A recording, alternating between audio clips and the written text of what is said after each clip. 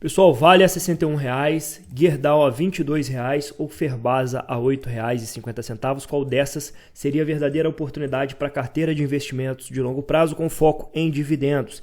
Cabe destacar que cada uma dessas empresas possui as suas vantagens competitivas. Hoje a Vale é a melhor mineradora no contexto nacional. A Gerdau oferece um aço de altíssima qualidade tanto para o mercado interno quanto para o mercado externo. E temos aqui também a Ferbasa, que oferece insumos estratégicos para a produção do aço inoxidável e do aço de alta dureza. Então, cada empresa dessa tem a sua característica especial, mas eu quero fazer um comparativo entre elas, olhando não só os indicadores fundamentalistas, buscando saber qual delas estaria mais descontada, com melhor perspectiva de proventos, mas também fazer uma análise de risco, tentando entender melhor os principais pontos do resultado, né? Então, com certeza esse vídeo vai trazer muita informação útil para você que acompanha e investe nessas ações. Lembrando que nada nesse canal se trata de recomendação de compra ou venda de ações. A intenção é trazer conteúdo informativo relevante para você tomar melhores decisões com seus investimentos.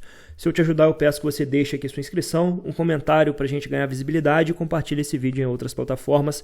E bora pro vídeo. Começando pela Vale, nós temos uma empresa extremamente valiosa para a nossa economia hoje, uma vez que ela desfruta de vantagens competitivas de longo prazo. A Vale hoje entrega para o mercado externo um minério com maior concentração de ferro e para isso ela tem um custo de produção menor que os pares globais. Olha só que legal, galera. Aqui a gente tem uma empresa que entrega um produto com qualidade maior e gasta menos para produzir esse minério, né? E essa vantagem coloca a Vale numa prateleira acima dos pares globais. Nós temos aqui uma empresa que remunera muito bem os seus investidores, tá, pessoal? Entregando um yield aqui de 11%. E além de um dividend yield acima da média, a empresa tem remunerado muito bem através de sucessivas recompras de ações, né? Vejam que nos últimos anos ela recomprou 20% das ações disponíveis no mercado. Isso aqui vai gerando um crescimento passivo nos seus dividendos, porque com menos ações no mercado, a distribuição do lucro por ação tende a crescer de maneira lenta e gradativa no longo prazo. Isso é muito interessante. Olhando aqui para os indicadores de valuation, temos uma empresa negociada a um PL de 7 vezes, um PVP de 1,5 e olhando principalmente para o EV/EBITDA, né? Uma vez que estamos falando aqui de uma empresa exportadora de commodity. Então essas empresas cuja receita tem impacto significativo da flutuação cambial, né? Recebem muito em dólar, é mais interessante a gente olhar para o EBITDA, porque o lucro líquido muitas vezes pode ser influenciado pelo hedge cambial. Outro ponto interessante que aponta para um valuation descontado é o fato da empresa estar negociando praticamente sem dívidas, né? Isso abre um leque de oportunidades. Ela pode remunerar muito melhor os seus investidores ou até mesmo dar início ao novo ciclo de investimentos. Olhando agora para os indicadores de eficiência e rentabilidade, não há muito o que criticar aqui, né? A empresa trabalhando com a margem líquida de 20%, uma margem líquida extremamente elevada.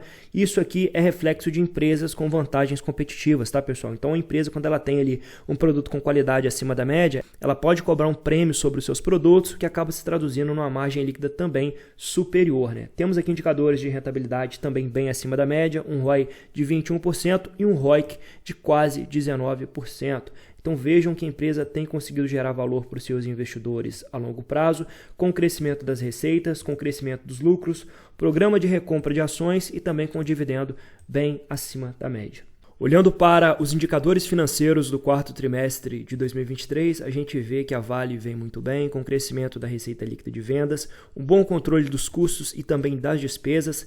Temos aqui uma margem EBITDA ainda bastante elevada, na casa dos 49%. A gente vê a empresa gerando muito caixa, né, pessoal? Eu falei com vocês que, se tratando de empresa exportadora de commodity, é interessante a gente dar uma importância maior para o EBITDA ajustado. Claro que houve retração no lucro líquido da companhia, parcialmente impactado pela queda no dólar e também por alguns eventos não recorrentes, como, por exemplo, o pagamento de indenizações referentes a Brumadinho. Apesar do carro-chefe da empresa ser o minério de ferro, a Vale tem buscado diversificar suas receitas com cobre e níquel. E segundo os analistas, né, esses segmentos podem ganhar impulso a médio prazo e acabar agregando para as receitas a longo prazo. Pessoal, ponto importante aqui.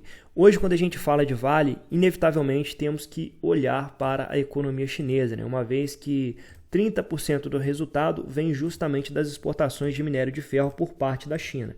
Então, se houver de fato desaceleração, haverá menor demanda, né? Então, as receitas da Vale podem ser pressionada. Porém, como eu já disse outras vezes no canal, isso aqui está fora do círculo de competência do pequeno investidor. Além disso, a Vale pode buscar novos consumidores no mercado global, como a própria economia indiana, que vem crescendo bastante.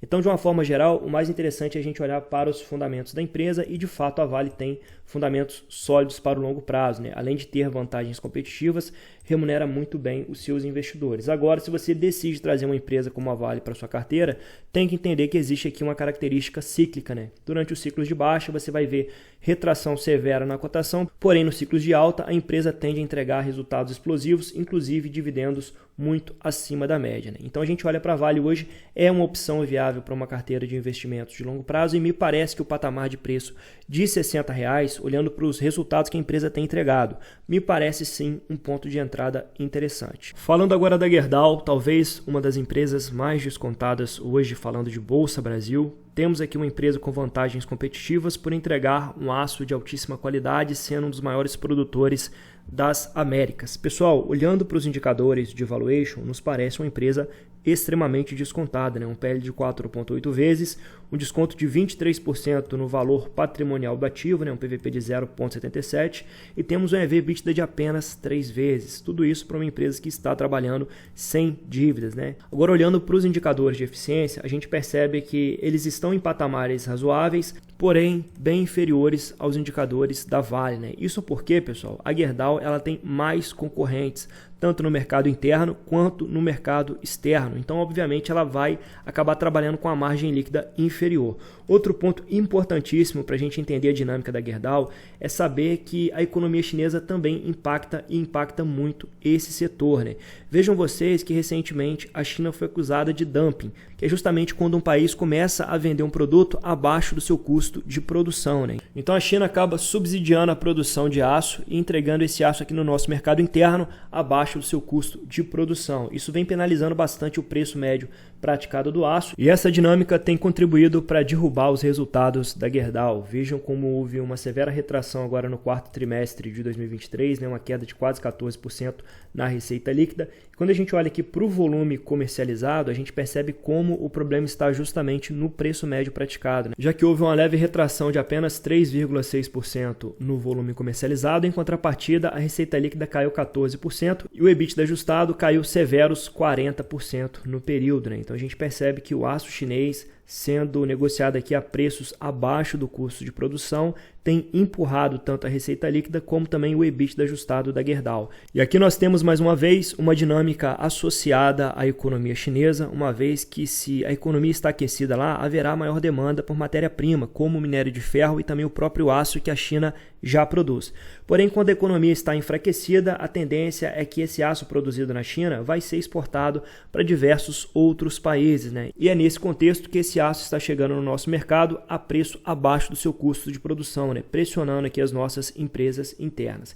Então, existiriam duas saídas para essa dinâmica. A primeira delas seria uma retomada maior da economia chinesa, né? Onde ela passaria a consumir mais aço e exportaria menos. Isso destravaria valor para as ações da Gerdau. E outro ponto importante seria uma ação do próprio governo brasileiro aumentando a taxação do aço chinês. Isso contribuiria também para os resultados da Gerdau. Porém, não dá para afirmar se isso de fato vai acontecer. Obviamente, esse risco já está precificado na ação, uma vez que ela vem sendo negociada a um valuation extremamente descontado, né, com desconto de 23% no seu valor patrimonial. E um ponto de atenção importante é que se você decidiu trazer commodity para sua carteira, você não vai querer comprar quando existe um céu de brigadeiro e a commodity está bem precificada, né? Você quer comprar justamente no olho do furacão, porque justamente essa insegurança do mercado é que acaba gerando algumas boas oportunidades para investidor de longo prazo. Agora vamos falar da Ferbasa, que no meu ponto de vista é a ação que tem maior potencial de valorização a longo prazo, por alguns motivos específicos. O primeiro deles que estamos falando aqui de uma small cap, né? Enquanto a Vale já é um colosso e a Gerdau também é uma empresa considerada grande, a Ferbasa ainda é small cap que tem potencial e avenidas de crescimento a médio e longo prazo. O segundo ponto aqui é que a Ferbasa desfruta de um monopólio natural no continente americano, é isso mesmo. Vejam que para produzir o ferro-cromo e o ferro-silício são necessários muitos insumos específicos.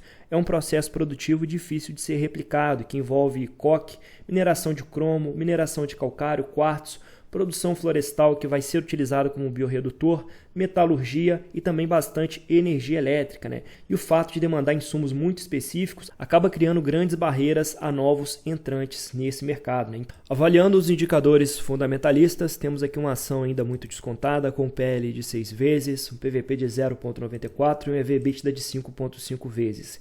Cabe destacar que a companhia é caixa líquido, ou seja, ela trabalha sem dívidas e com um caixa gigantesco. Entregou um yield de quase 8% na cotação atual nos últimos 12 meses, porém, muito cuidado, tá, pessoal? O que você quer não é ver o que a empresa pagou de dividendos, mas projetar o que ela poderia pagar. E me parece que os resultados vêm caindo de maneira bastante severa, a gente vai ver isso na análise de resultados do quarto trimestre.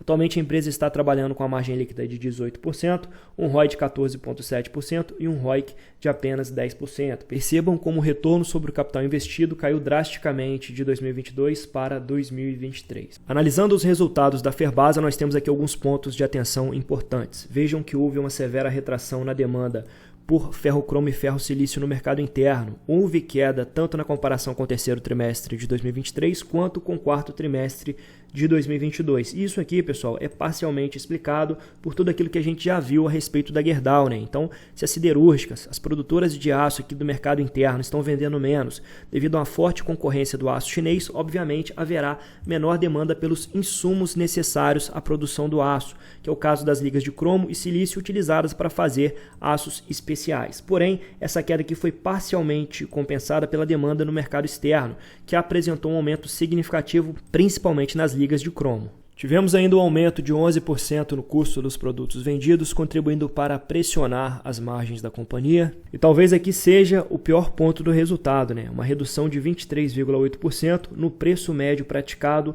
em dólar das ferroligas. Então vejam que tivemos vários aspectos negativos aqui, né? Uma queda na demanda do mercado interno, tivemos um aumento do custo de produção pressionando as margens e uma redução absurda de quase 24% no preço médio praticado dos principais produtos da Ferbasa. Então percebam como houve uma retração severa no EBITDA da companhia de 2022 para 2023, né? E agora ela fecha o quarto tri de 2023 com a margem EBITDA de apenas 9%.